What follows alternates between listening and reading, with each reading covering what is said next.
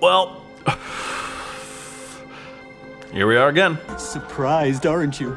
Skyrim, GTA, Resident Evil 4. The list goes on, certainly much longer than I intend this video to be, but however long it is, it's time to add yet another game. The Last of Us Part 1. That's right, it's cash grab season again, and Sony, fresh from their vociferous protestations about Microsoft exclusives, are here now to do the exact same thing they were so upset about less than 5 seconds ago. Yep, remakes versus remasters, vacuous semantic arguments, and hypocrisy burns all around, boys. This one is especially gross. Now, as the truly unfortunate of you may already be aware, from atop their shining ivory tower, Sony has recently bequeathed to the filthy, ignorant, teeming masses not a second, but yes, a third version of a game you already paid them for 10 years ago, The Last of Us Part 1. Now, say what you want about this game, and I myself have said quite a bit. There is no denying that it was an enormous success, which is precisely why it's getting yet a third release. Some of you may be thinking, wait, didn't I buy that for my PS3 like 100 years ago? Yeah, you probably did. Others may even be thinking, I thought I bought that for my PS4 back in 2014. Yep, that also is likely true. And now, Sony has decreed that it's time to buy it once again, so let's get those wallets out, bitches. And to no one's surprise, that's exactly what everyone did. Yeah, despite its fairly predictable story and banal, tropey characters, motherfuckers love this mediocre zombie game. I'm not going to get into why, I have no idea. And in the interest of fairness though, I'd probably give it like a 7, but Jesus, people eat this shit the fuck up.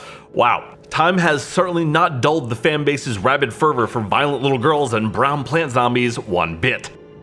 Of course, as goes the internet, so goes thousands of idiots shrieking at each other, so naturally some people love this, some people hate this, and some people like us are smart enough not to hate anyone at all and hate corporations instead. Like, for instance, Sony, the gluttonous pyre of blind avarice goring out everyone's brains with their cash grab bullshit.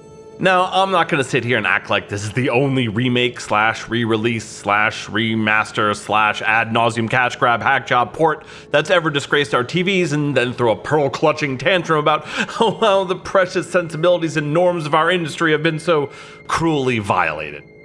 Y'all know this is an old song, it's one we've heard 1,000 times before, and I don't think anyone needs to hear it again, especially not from me. So let's give it just a quick TLDR for any new people that might still be asking what's going on and why Sony did this.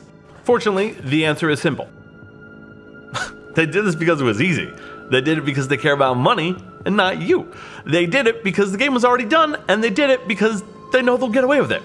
And for any of you who may still be confused, let us consult from the pages of the Holy Book of Nuance, as I once again feel obliged to tediously point out that no, I am not saying the remaster is bad. It absolutely is not. The original was decent, and this being a remaster of that game is also decent. Shit looks dope. Why is that so hard to understand?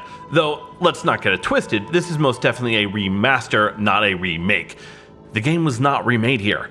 Now, was it visually tweaked?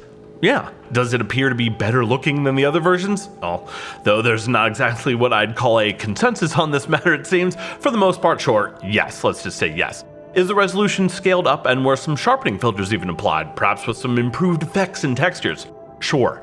But ask yourself, is this truly $70 worth of difference that I'm seeing here? And I don't mean purely visually either, after all it's running on much more powerful hardware, so a baseline visual fidelity increase should be a given.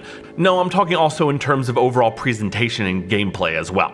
Is this really a $70 new game? Clearly not. Obviously not. But is it a $30 upgrade for a game you already have? Well, now that's a different conversation. But is there any justification for asking $70 for this, a game you've likely already bought at least once? No, of course not. Fuck out of here with that shit. And I guess that's all I have to say about this. They're playing you like they always do, and they're gonna get away with it like they always do.